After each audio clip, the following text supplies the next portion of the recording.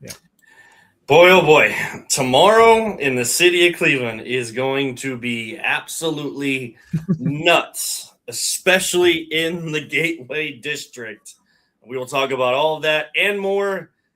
I guess there's a schedule coming out tonight. Whoop-de-doo. I already know who they're playing. I just don't. Right. I know who, I know where. I don't know when. Cool. Everybody else can do their schedule games. I ain't ever doing one. I'm telling you that right now. People don't like it, don't really care.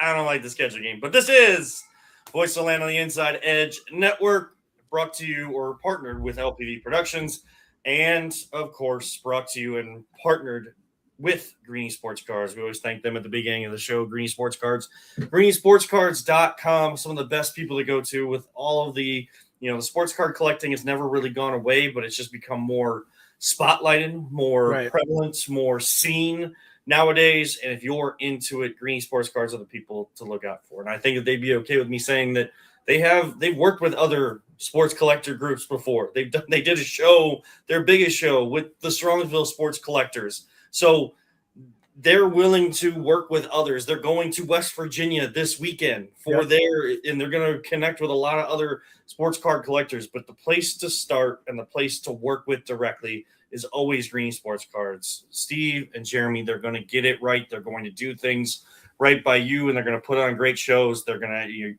to make sure you be able to trade or buy or sell, whatever you need to. And it's a lot of great people that they bring in, that they put, they build tables for when it's their shows. But like I said, they're in Charleston, West Virginia, the Mountain State Collectors Convention, tomorrow through Sunday. Biggest collectible event in West Virginia. It's so great to have them aboard with us. Follow them on socials at Greeny Cards, and then check out, again, like we said, their website, greenysportscards.com. If you need more information on all their shows, it's very direct. You can either just use the links when you go to greenysportscards.com or greennyshows.com. That takes you to the extension page of show details. So make sure to catch up on all the things that they are doing at Greeny Sports Cards. And I'm sure the guys at Greeny Sports Cards, just like us, we are all cautiously excited about the Cleveland Cavaliers as they are up 3-2 against the Detroit Pistons. Home game, game 6, tomorrow night at Rocket Arena. Ryan, we saw the team that, and it's not even to the full extent because it hasn't been full 48 minutes yet, but we saw the team that we wanted to see, I think, yesterday in game 5, the one that looks like they care. I'm not saying that I ever thought they didn't care, but they always gave off the vibe like, we'll be fine. We got plenty of time. We got, there's no urgency, no sense of urgency. Well, we saw that especially in the second half yesterday. Yeah, it was a great game, man. It was a lot of fun to watch. Some questionable things there at the end of regulation. I mean, I don't know, but I love the outcome, and we're coming back into Cleveland now with from being down 0-2 to now being up 3-2 is pretty refreshing, I would say the least. Like you said, I'm cautiously optimistic. I mean, I'm not. I think the Cavs going to beat the brakes off of them in Cleveland, but we'll see what happens. I'm not going to be too cocky about it, but no, I mean, I love that. What we saw specifically the last 2 games. So you have to finish the job. Yeah, you have to finish the job at home. We can talk about all the greatness that you've done at home early on in these playoffs, 6-0 at home. Doesn't matter. The one that matters is tomorrow. You can focus and talk about any other game that you might get at home if you can win after tomorrow. Nothing beforehand. All the conversations, all the group texts today better have been about they're coming at us. They're going to come out of that gate. They're going to try to win the tip off. They're going to try to get an early bucket or 2. They're going to try to turn us over. They're going to give their best effort to get that crowd as quiet as possible, as early as possible. We need to make them feel us. The crowd is going to be there for us. We need to make them feel us as well. We need to be the aggressors. We need to be the ones that are acting like we're down 3-2 or down 3-2. Ryan, I know that that's a hard thing to manufacture, but I mean, this team has been you haven't been out of the second round since LeBron was here. You haven't been out of You haven't been in the Eastern Conference Finals in a year without LeBron since 1992.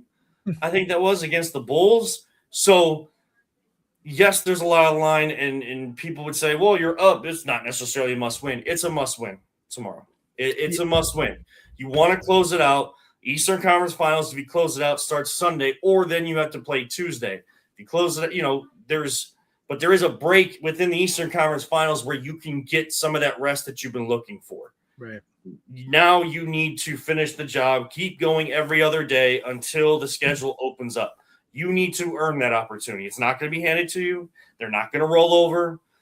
Cade Cunningham is going to try to score not 39. He's probably going to try to score 69 on you. Tobias Harris is going to try to just shoot the lights out. Don't know if Duncan Robinson will play or not. He's giving you fits. You need to be the ones that are acting like you're down 3-2. You need to get past this round. Yeah, I mean, debatably, this Game 6 is the most important game of Donovan Mitchell era in Cleveland. Like you said, you don't want to go back to Detroit for a Game 7. That's not what you want to do. You don't want to give a young, confident Pistons team more life, or just more life in general. And you don't want, to test the basketball gods on the road. You need to finish it at home. Cleveland has every advantage. They're undefeated at home in the playoffs. Like you said, they've won 3 straight and have all the momentum. Their stars are playing with confidence. Their role players have, finally found their rhythm, it looks like. And, their defense is, I think, tightened up dramatically, which was, a lot of our major question going into the playoffs. I don't know. The keys for Cleveland, start fast. Don't let Detroit believe they can steal one. Protect the ball. Turnovers, are truly the only reason this series is still going, I think. And you got to make Cunningham work. Trap him, rotate early, force the ball out of his hands. Let Harden and Donovan dictate the pace for sure. When they control tempo, I think Cleveland controls the game. And then most importantly, or one of the most important things, is win the free throw battle as well. It's been, the difference in every Cavs win, I think. So the Pistons are going to come out desperate. They're going to play loose. They're going to throw everything they have at Cleveland because they're going to be desperate. But the Cavs have the experience, they have the crowd, and they have the momentum. They just need to finish it, close the store in Cleveland, and just move on to the Eastern Conference Finals. This is the most important game of Donovan Mitchell's career, I think. Now, I don't know if you saw, but according to Joe Varden of The Athletic, there is a couple illnesses running through the Cavs right now. You don't get the benefit of excuses or anything like that. I'm sorry. Right. Like, Jordan played with, I know that Jordan's Jordan he's had the flu game and stuff like that. I know that, there's a stomach bug and there's an upper respiratory bug going through the Cavs right now, but you gotta find a way, you have to find a way to get the job done. Now, I know that, I'm sure probably Detroit fans will try to jump in here at some point and say, well, we lost because the refs gave it away. Listen, there was a foul missed, and if you actually look closer, which they wouldn't be able to do anyways because there was no review available, Asar Thompson actually kind of tripped himself. He kind of turned his own ankle. But there was a little contact with Jared Allen, so there could have been a foul there. But first, if anything, it was not intentional. It was unincidental, So right, and we know that people always say, like, I don't want a game that magnitude to come down to that. So that's a foul in January, but it's not there. Like, there's always debate. Like, if a foul is a foul, like, why isn't it a foul? Like, why are we going situational? In terms of that, I'm kind of on that side. I'm not here to like bang the table for it though, but. I mean, if you look at it, Asar Thompson didn't get fully just ball on Donovan Mitchell. Okay, we're going ticky-tack there. Okay, well, how about Asar Thompson's push away when there's a loose ball, a 50-50 ball with Jared Allen there. So, there's contact there. So there's a lot going on right there. So the refs just decided, no call. Right. I mean, I can't really listen to – we've dealt with it. We've dealt with calls going against us, but you can't leave it up to that. You were up 9 with 2:45 to go. Yeah, in your home building. Yeah. And then, it wasn't like, okay, yeah, you could have had free throws with a terrible free throw shooter, so nothing's guaranteed there with Asar Thompson. You could have, gone up and been in the lead, but it still goes to overtime. You feel like you were jobbed. I don't know, if you're at home, you got the crowd behind you, I would think that would motivate you to try to, like, put your foot on the gas right from the opening tip of overtime. They had opportunities. The Cavs had opportunities. They've thrown them away throughout this series. Detroit's had opportunities. They've thrown them away. So it's two evenly matched teams, and a lot of people guessed that this would go 7. But now that you got that one road win, you saw how difficult that was. You have to get this one at home tomorrow. That's like point blank. That's what has to happen and that's why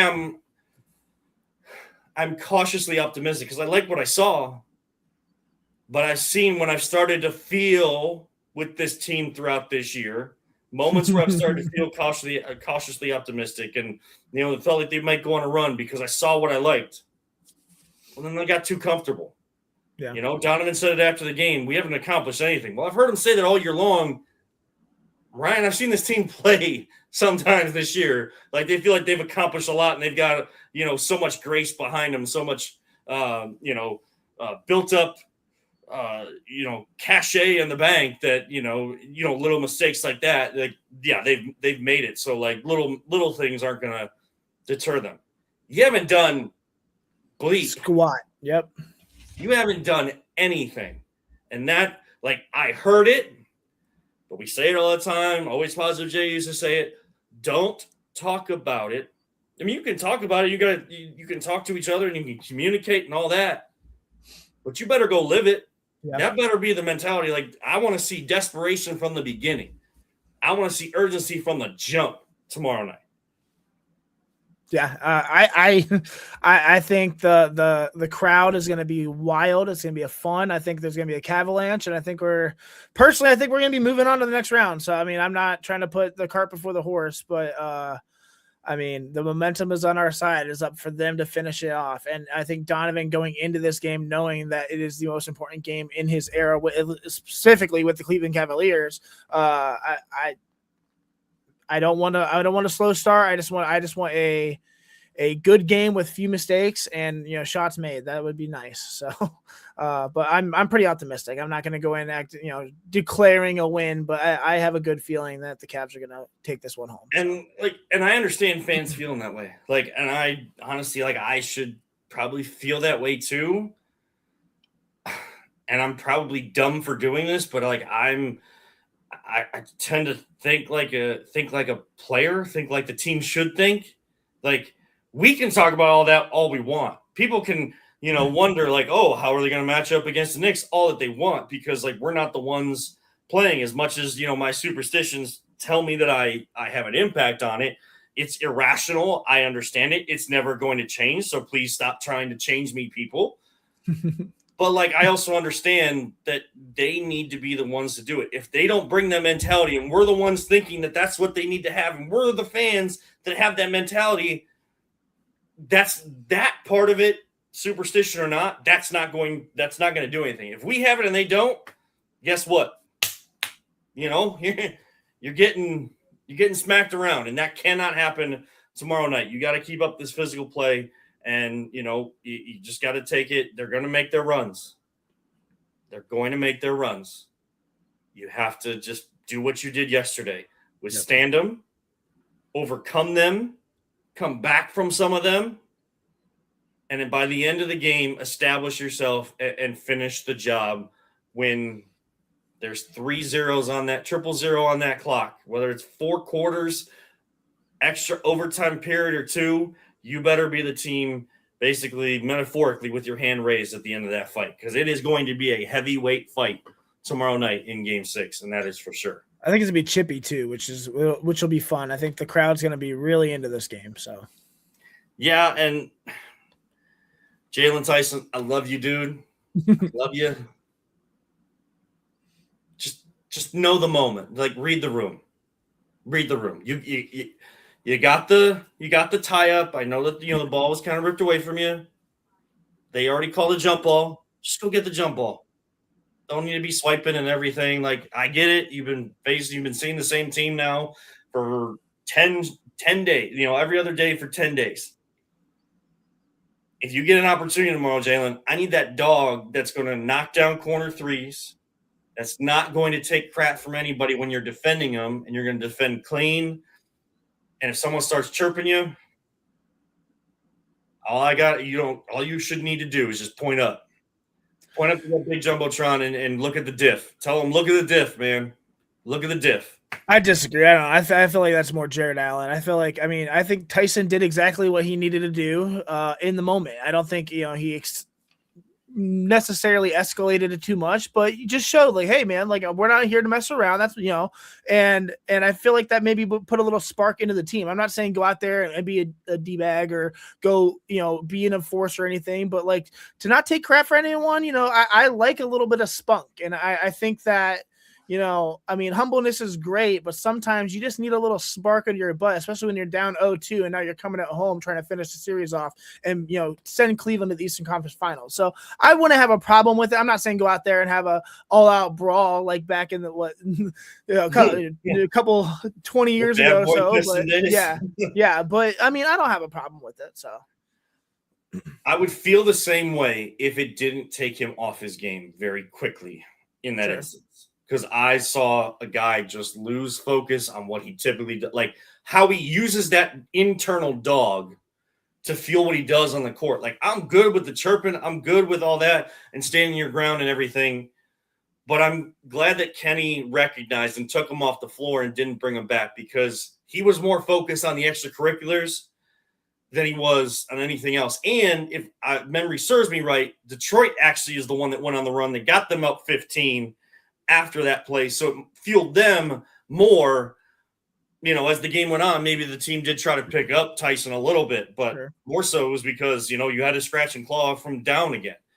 You need to take control early tomorrow. And then like you did at home, especially in game 4, and just go from there. If they make their runs, basketball is a game of runs, people. That's how it happens. That's how it works. So we shall see, but how did you feel at the end of the game right there when Evan Mobley took that 3? Like it was like 2 minutes left. I was nervous. I was screaming no.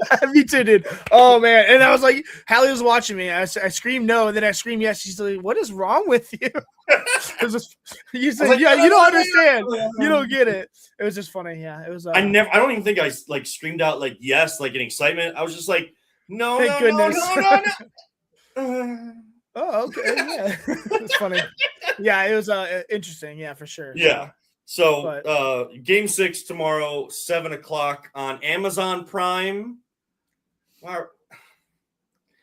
I get it that they paid for it and everything, but you should have a way to, and this is probably not going to change until next year at the earliest. If it's a big game and it's only on a streaming service that not everybody has and not everybody's paying for, it should be opened up for everybody to be able to view it, because guess what? Only 19,005 something is going to make their way into Rocket Arena tomorrow. Yeah. There's going to be 30 some odd thousand over at the Guards game right across as they celebrate the 2016 AL American League champions, and they have their reunion over there. So there's still going to be a lot of people over there. Well, I don't know if the big screen at Progressive Field has access to Amazon Prime. Nope, not everybody has it. It should be opened up, and this is a big moment where people can't all make it to the game.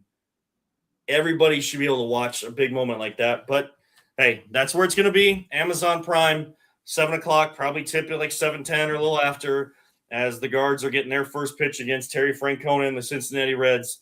They just coming off their first sweep of the year against the LA Angels. So a fun weekend in store. I think the family and I, like Jana, Link, and I, are going to head out on Sunday as fans. Not for work, but actually as fans to take in a baseball game, which will be nice. So hoping for a good weekend. It's supposed to be warm this weekend too. Take advantage. I have 2 weddings to shoot this weekend, so. Well, perfect time to talk about Mosser moment photography, isn't it? Oh yeah, good dude. You are so good at this. Goodness. Yeah, I can do Mosser moments. Yeah, so If you don't know already by now, one of the show sponsors is Monster Moments Photography. It's actually a sponsor of the Inside Edge Network. Is a business that my wife and I, Hallie, run together. Monster Moments Photography is our husband and wife photography wedding photography team based right here in Cleveland. For the past 10 years, Hallie and I have had the privilege of photographing more than 100 weddings across Northeast Ohio and beyond. Every single one of those weddings was shot together, just the two of us working side by side, capturing the day as a true team. Cleveland is home, but our inspirations come from everywhere we traveled, and every couple we've met. And whether it's a backyard ceremony or full-scale destination wedding, we bring the same warmth, the same consistency, and the same passion to every single shoot. If you want to see our work or learn more, you can visit our website at monstermomentsphotography.com. That's MOSSOR momentsphotography.com. I need to space that out so I can read it better. That's choppy. Criticizing himself as he reads a read for his own company. Yeah. Boy, oh boy. But of course, we just got done talking Cavs. Game 6 tomorrow. Again, it's going to be a great night in the Gateway. It's going to be crazy.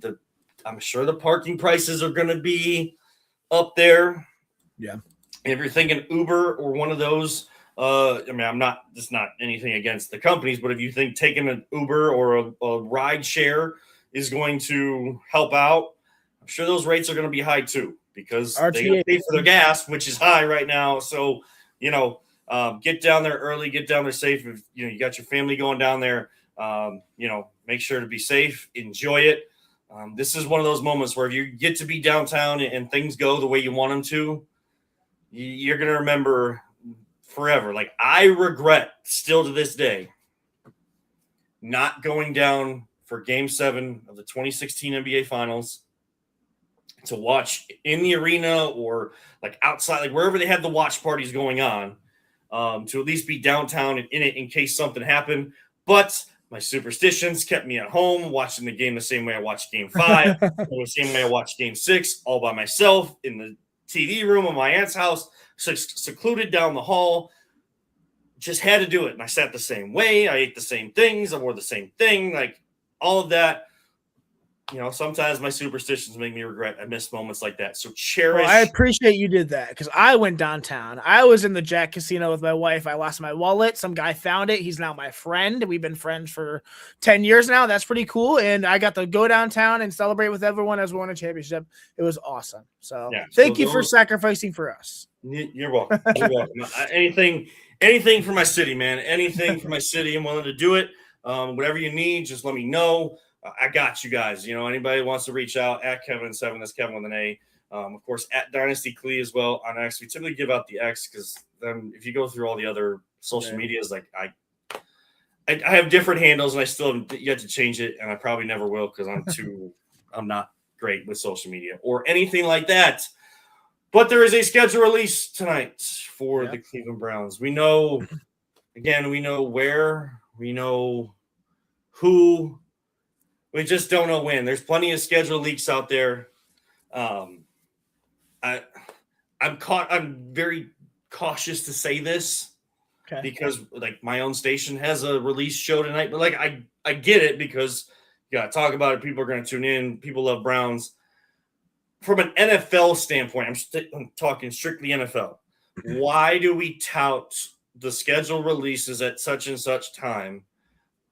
You want to give people a little taste. That's fine. International games, maybe a Monday Night Football game here, but it's so easily leaked out there by people throughout the day and stuff. Like, it could be released during the day and then let everybody do their schedule game and do like a special show to talk strictly about the schedule at night. Like we're doing, like our station's doing tonight. I don't know. Maybe I'm just like, it just seems like we're making a big deal out of nothing. Yeah, this is the dumbest thing ever. I mean, I don't buy in the hype just like you. I never have. The NFL already told us who the Browns are playing months ago.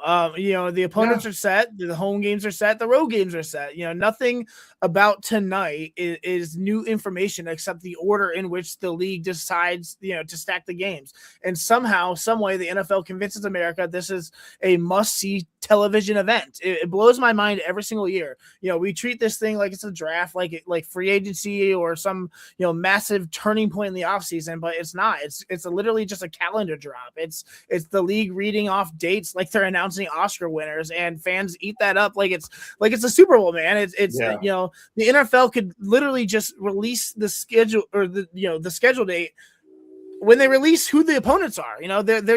They're stretching things out to make everything a spectacle, and it works every time because we eat that stuff up. Instead of I think this only matters because of the context. Obviously, it tells us when the tough stretches are. It tells us when the bye weeks are. It tells us whether the Browns get buried in short weeks or, have a lot of cross-country travels week to week. That's the only thing that matters here. Other than that, everything's already set in stone. So instead of getting, caught up in the NFL's theatrics, I'm looking at what actually matters for this Browns season. I'm looking at just the matchups that will define whether this team takes a step forward or stays stuck in the mud, and I'm looking at the storylines that actually impact wins and losses. The reality is we have a young roster, a first-year head coach, and a quarterback situation that still is not settled, and we're going into a new season. And, so while the NFL is busy turning this into a spectacle, I'm focusing on the real football, the matchups and the travel. That's pretty much what it is. Nothing else matters tonight. The show, the graphics, it's nothing matters, just the football. So. Now, I got to give a lot of credit to the digital teams, the social media teams for all these teams. I think it was NFL Live on ESPN today. They did a story about how the social media teams, they started doing these creative ways to release the schedule. Now, it never really actually goes through the whole schedule. It kind of goes bigger time at this team in week 3, we're facing this division opponent at home in week 8. It never goes through the whole thing until the end where it has the picture of the whole schedule. I think back in 2023 when they were really good, I think everybody did go through their whole schedule. It's kind of trimmed down lately. But these digital content people have been putting in work they've had the schedule probably for a few days. They've been trying to turn something out that's going to be the most creative, the best way to do that, get plenty of clicks, likes, all that stuff. So I got to give those people credit because you don't know their names. They've been working hard. They're probably away from their families, all that type of thing, just to be the best. So at dumb. All of this. So dumb. These are cool, of course. Was it the Titans released one a few years ago? That was great. That was great content, but that's all it is. This is only for content. This is the only reason they're doing this. It's for views on content. So, you can't hate the game, I guess, but it's dumb. I don't know. So, yeah. And look, we've known the opponents, and that's why the baseball schedule isn't a big deal because you're going to play everybody. Right. And every other year, hey, we got to play the Atlanta Braves. Well, this year we're going to them. Next year, I just don't know when that series is going to be. They're going to come to us, that type of thing. With the basketball, I feel is more there's more uncertainty with that schedule than baseball or football, just because your division opponents, but where is the West Coast trip, and now teams on the East Coast have to take 2 different West Coast trips. And, does the NCAA tournament, do you have that in your building? Is that going to impact something, as you're trying to make that final push for the playoffs? I feel there's a little more mystery with that than there is the other ones. But look, it's a spectacle. It's for TV. If we look at the rumors that are out there, the first 2 games being in Florida, I don't know how to. It's not I was going to be traveling to them anyways, but those are going to be some hot games if that's true. Yep.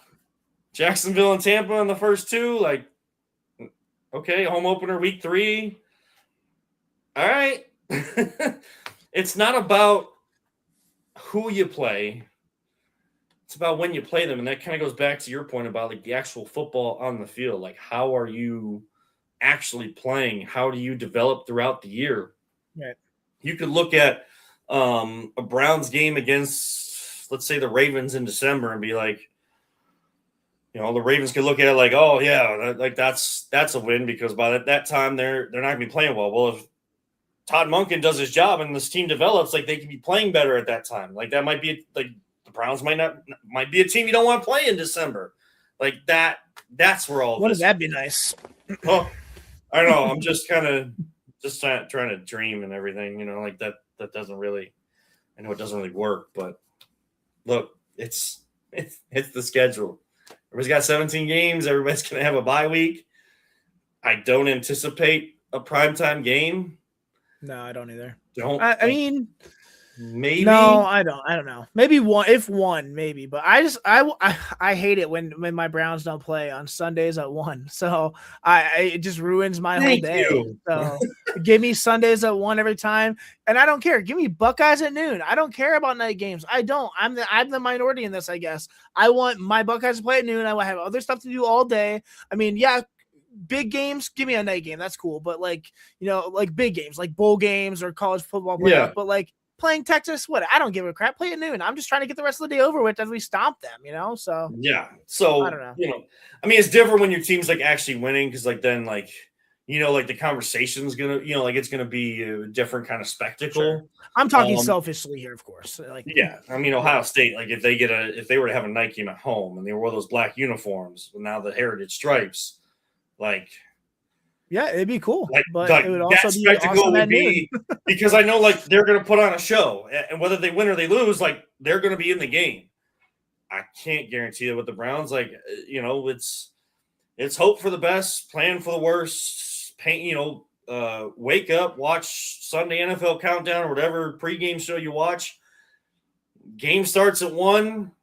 Football's on, it's your team playing, and by 4 o'clock you could have pain. By 6 o'clock, be over it, move on, and you got your Sunday night to kind of relax and chill and hang with the family. You might be watching some of the Sunday night games, but sometimes I don't even feel like watching those. Just catching up on social media and stuff, just because I'm kind of over football for the day. Right. That's what bad teams will do to you. That's the type of impact bad teams will have on you. But like I said, we're used to it now. I feel like we're just numb. So I mean, get it done by 4, and then the rest of the day just have fun. Who cares? So yeah, that's all my kid wants to do, anyways. He does know how to say "Here we go, brownies, here we go" and bark at least. But he's actually a big fan now of Max Strus. Nice. So, yeah. Good guy to be a fan of. Yeah, he's I guess a few games ago he was like, "Mommy, it's Max. Mommy, Max." So he loves seeing Max up there. So yeah, I don't think that there's the one question I have about this schedule though, NFL wise. Thanksgiving Eve was it Packers or somebody? I can't remember who the teams are on Thanksgiving Eve, but that's on a Wednesday. Okay. I get you can start the season on a Wednesday with the Seahawks. That still makes sense because you get a little bit longer of a bye week going into week 2. But what does your schedule look like the week before? Because Saturday games don't really start until September. Right. Or December. So how are they going to get enough time off? Because 4 days is already that's crazy. Sunday to Thursday is already crazy. Yeah. Sunday to Wednesday. Yeah. I don't know. Unless you're doing a special Saturday weekend that weekend, and you're gonna have 2 matchups, and that way those 2 teams, whoever they're facing, both play on Saturday, and then they have the same turnaround you would from a Sunday to a Thursday. I'm interested. That's the only thing I'm interested tonight to see when actual all schedules come out. Look at those 2 teams. What does the week before Thanksgiving week? Got to be bye week. So I mean, that's the only thing that makes sense. Give them time. You get a shorter bye week. I mean, what else are you gonna do? Yeah, I know. I mean, holy soft you get 10 days off. That's kind of Yeah, you play on Thursday, you get the 10 days off, which is kind of like that additional mini bye that people get. But your bye week, you're supposed to get 2 weeks off, right? Sure. Yeah. I don't know. Yeah, it's a conundrum. Feels like you're going to get screwed if you get a bye week the week before a super short game. Yeah, I don't know. Hey man, I'm not the not one. My job. That is not my job. Okay. From Jake and Josh. That's so the movie theater manager. Yeah, that is not my job. Yeah. Stupid. That'd be so much better to talk about than a schedule release, that's for Yeah, sure. But yeah. Fanatics, they aren't just, whether it's a schedule release or not, you're always going to be geared up with all of your best gear. I have plenty of Fanatic stuff here. That's how I got my great Cavs hoodie with the new CAVS, which looks really cool. This kind of combines some of the, like what Ryan's wearing right now, that old school Cavs. They kind of went back to that script and kind of intertwined some of that and some of the other elements. You can get some of that gear. They are dedicated to your favorite teams and making sure you get geared up right. They offer the world's largest collection of official sports apparel, sports jerseys, all leagues, NFL, MLB, NBA, NHL, even college, of course, NIL. I'm sure some of that money probably goes to NIL funds and stuff like that, but you can get gear. And it's more open now to get better gear for your favorite college teams. You can get like soccer stuff as well. World Cup is coming. I'm sure you're going to want to keep an eye on that. Keep stuff out there. Make sure you go to fanatics.com right now. Fanatics.com, FANATICS.com, and get your celebrating of your teams going right now. And the best place to go is Fanatics. Kind of told you, Ryan, that there's some outrageous takes out there that I just, we get like once a week to talk about things. I'm not anywhere close to being the big, host that's going every single day at the station. So, I make sure I keep it in. I think about it. I take notes of what I want to talk about. There's some outlandish takes out there, man. I tend to be the person that like your opinion is your opinion. Like I'm not trying to I'm not telling people they're wrong. Okay. I'm interested. There's exceptions to every rule. One of them deals with Caitlin Clark. I'm not sure if you saw this. I think it was Mace or some rapper that's also on a sports talk show or like a talk show that talks about sports, pop culture, all this type of stuff. Maybe the same one that Cameron's on, because Cameron got into the altercations with people in wrestling before WrestleMania, that type of thing. He said that this person, and maybe I have the person's name wrong, but that Caitlin Clark is just Lynn Sanity. She is just Jeremy Lin. Interesting. Like that flash in the pan type of thing, like popularity and that type of stuff. What? Caitlin Clark is not Jeremy Lin. Like she's going to have a long career. If she, does she live up to the expectations that people had for her? I don't know. Like there's not a lot of people that can. LeBron is like the one exception, but he kind of fits a lot of exceptions to a lot of rules. Right. So it's not really that fair. I know she hasn't started. It's been 2 games. She hasn't started behind the arc in game, like shooting a 3 very well, but she led her team to win in LA on the road last night in a late night game and had, 22 points and, somewhere near like 6 or 7. Like she's putting up numbers that a good player would. Like if this was Lynn Sanity, the only reason I don't understand it, if this was Lynn Sanity, then she would have only had the 1 year, like 15 minutes of fame in Iowa and it would have gone away. Sure. That's not what this is. Yeah. Someone also called her like Peyton Pritchard. They compared her to Peyton Pritchard instead of like what Peyton Pritchard is the NBA, Caitlin Clark is the WNBA. She's not okay. Like she's just getting her career started. She was injured all year last year. She's like, I don't know. Like it just seems like what? Like, are you just trying to hate? Like, no, I feel. I mean. Is she the Michael Jordan of WNBA? No, she's not. I mean, yes, we don't know yet, though. Right, but I just feel like it's a hard, for me at least. The WNBA is new territory. I was not a fan before. Caitlin Clark got me into the more interested. Obviously, when Cleveland gets a team in 2028, I'm actually going to become a true fan and follow a lot more. But I mean, Linsanity is absurd, of course. Like you said, it's a 1-year thing. I mean, she is a very good player. I think, will have a good career. I think she's just in a different classification that she's not considered the GOAT. I mean, it's too early, of course. Is she a good shooter? Yes.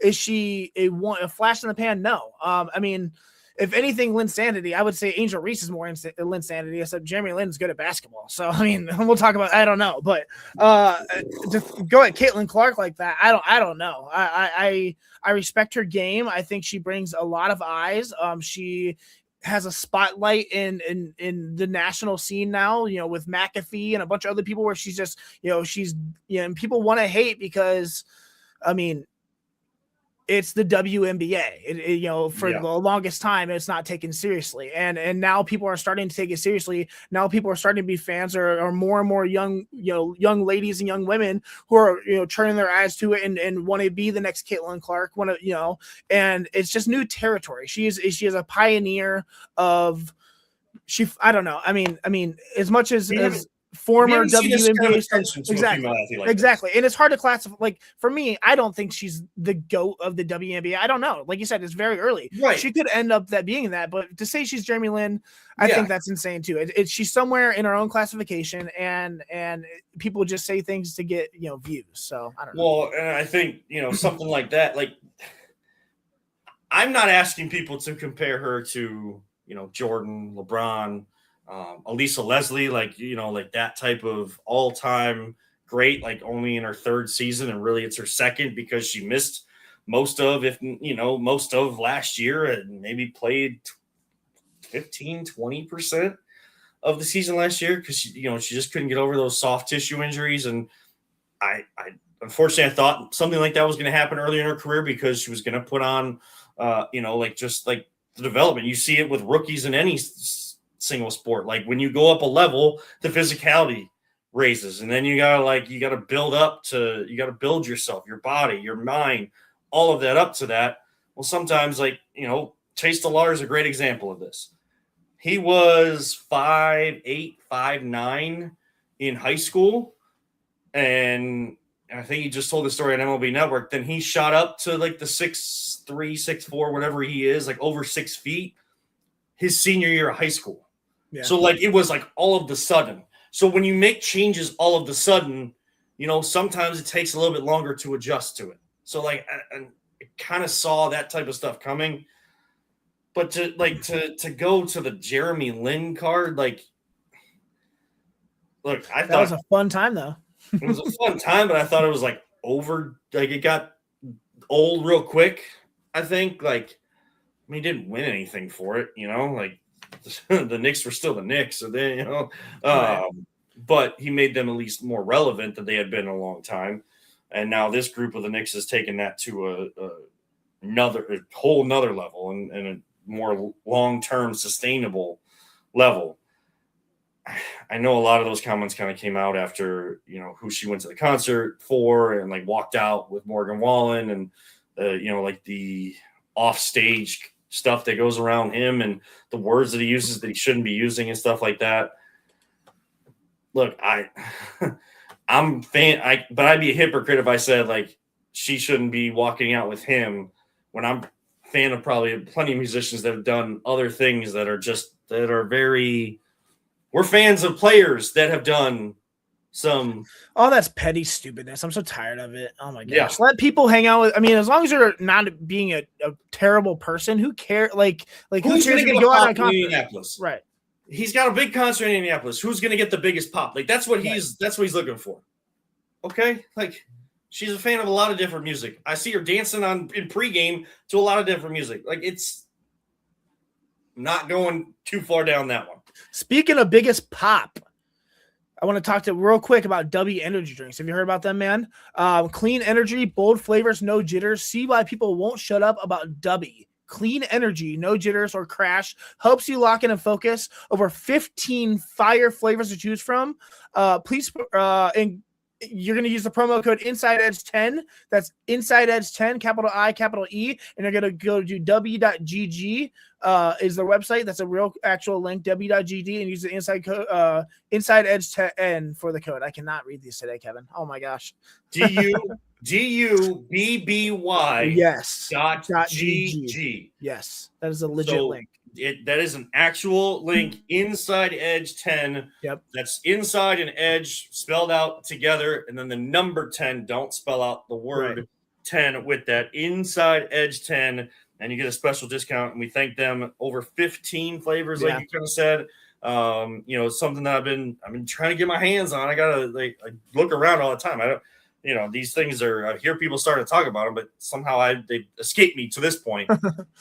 I'm not someone that likes the jitters. Yeah. And this is a product that, with, having a toddler at home, a little more tired when I wake up every morning. And as the week goes on and I'm taking him places and going to work and stuff, like, I hate caffeine. I hate getting the jitters, but like, I need something because the natural energy ain't working anymore. Yeah. Just going based off of natural energy in my body is not working anymore. So w.gg, Inside Edge 10 to get a discount there. Take number 2 that I saw. Okay.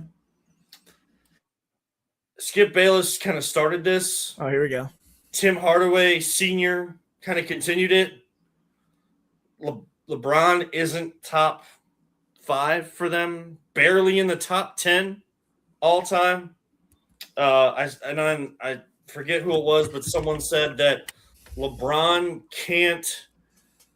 you can't even put him in the GOAT conversation anymore. It's over because he got swept in the second round of these playoffs. Stupid. Asinine. I know that this is kind of the most played out conversation, Jordan or LeBron, and like, who's the GOAT. I don't even want to look at it that way. The fact that, someone, and Skip Bayless wants me talking about this. This is why he does it. He's always been a LeBron hater and seen that way. But to put him 9th in top 10 all time, sorry, like that's are you watching the games? Are you watching what this guy has done? Have you seen the longevity of his career? I get it. Jordan had to go to college because the rules were set up that way before he go to the NBA. But I do remember him going to play baseball and his team only losing or winning 2 less games than they won the year before and still going to the playoffs. And Scottie Pippen being, talk of the league when he went to go play baseball. And, he hasn't won much without Scottie Pippen being on his team. I'm not here to downplay the greatness of Jordan. What I'm saying is this whole notion of disrespecting, bringing down, just not enjoying greatness when it's right in front of you. Like, the people that grew up with Jordan that got to see that and argue for Jordan being the GOAT because they're nostalgic about what they grew up with, like, because they want that greatness back. Well, in a different way, that greatness is in front of you. Like, you got another once-in-a-generation player twice in your life, just at a different period of your life. Yep. And we're going to get another one. There's going to be another one. There's one right now, I think. Victor Wembanyama could be that guy. He does so many things that we've never seen before. Why can't we just appreciate greatness when it's in front of us? Because guess what? He could be done after this season, or I think at most he's playing one more year if he plays at all. It's gonna suck when I see him hanging up, even though I know that has to happen. But to say that he's not top 10, and then you can't even talk about him being one of the greatest of all time because he's 41 years old, people. He's in his 23rd season without Luka Doncic. Austin Reeves wasn't the Austin Reeves that they had during the season because he came back from injury. And people are looking to him, who had finally adjusted to being a third option on his own team, as, he's got to carry them past an organization that's pretty much setting themselves up as kind of a dynasty right now, because not only do they have a lot of young talent and have already won one championship, and the Oklahoma City Thunder could win another one this year, and pretty much the odds-on favorite to do so. Right. The best test that they will probably get, and I'm sorry to say this as a Cavs fan and a fan of a team in the Eastern Conference, the best test they're probably going to get is more San Antonio than what they see in the NBA Finals. They also have a lot of early first-round draft picks still that they're still so many, yeah, that they're still paying out on that they got in that Sam Presti brought in, so they're going to continue to add talent that supplements the talent that they have. Like, yeah, you got one of the best players in the league in Shai Gilgeous-Alexander, and he's an MVP candidate every year. But like, there's so much more on that team that like people don't talk about. There's the 2 Jalen Williams. Oh my gosh, the Chet. big guy, Chet Holmgren. Lou Dort on that team Been there forever. Yeah, like. I'm sorry. I know that these people want to get people like me riled up. Well, congratulations, you did. This is just dumb. Yeah, that's all it is. It's it's clickbait. I don't pay attention to it. I don't care. I mean, it's obviously not logical to think that way. So, I mean, the only reasonable excuse is they're just trying to get a response. So, good job. We did it. And there's been so many, like yesterday was definitely Wild Take Wednesday. Maybe that's going to become a thing now. If anybody starts, if you see that coming out now, like if you see that name out there, just know where you heard it first. I named the bit. All right. There you go. I'm never taking credit for it though, because I don't do that type of thing. But still, compensate them. Compensate me, man. Compensate me. The people that compensate Inside Edge Network are people like Alley Rose Fragrances, though. Yes, sir. Discover Alley Rose collection of handcrafted candles and body mist made with clean, minimal ingredients. Every product thoughtfully created in small batches, free from harmful toxins. I think that's very important when you get products like that. I mean, I always see like the cruelty-free symbols on products, right? Like it always has a symbol of a rabbit. We have a rabbit in my house, like that, hits even closer to home. But I know that it's more than just rabbits, like other animals that are seen as pets. They're sometimes utilized in these types of things. So there's no harmful toxins. It's everyday indulgence. Head over to Alley Rose. That's ALI Rose Fragrances, all one word. .com right now to order and use the special promo code InsideEdge20. So W Energy Drinks Inside Edge 10. When you go over to AlleyRoseFragrances.com, all you got to do is change the 1 from a 2, and you get the code, and you get a special discount by them being a partner with us here at the Inside Edge Network. AlleyRoseFragrances.com. Last thing before we go, Rye, because this debate came up while I was covering the Guards game yesterday. Any issues with them giving out a Rajay Davis bobblehead? No, it's awesome. That's so cool. I'm jealous that I can't go and get one. I was like, man, I could collect some. I actually have some that fell because I have toddlers. When you get toddlers, don't let them near your bobbleheads, guys. Well, I know.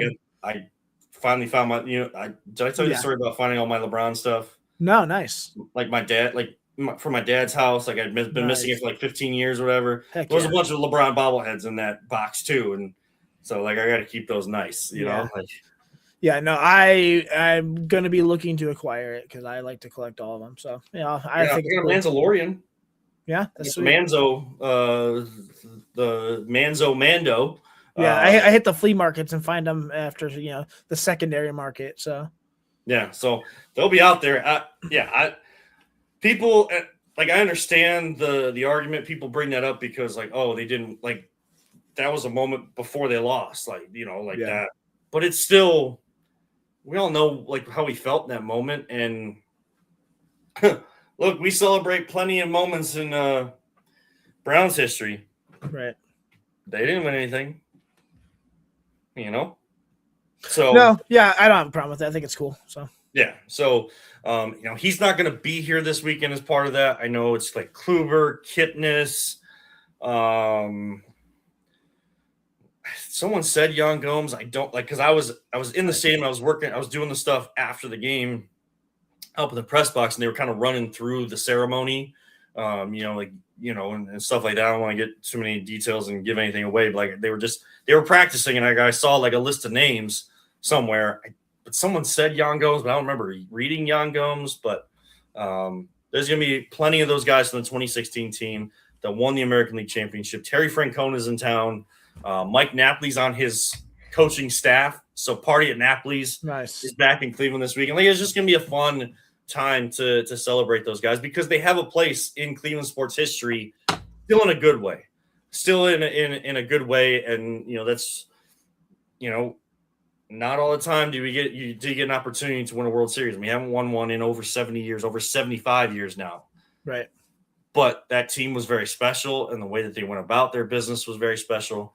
But I believe Rajai Davis came in to promote his bobblehead 2 or 3 weeks ago because he's going to be at his daughter's dance recital this weekend and stuff like that. So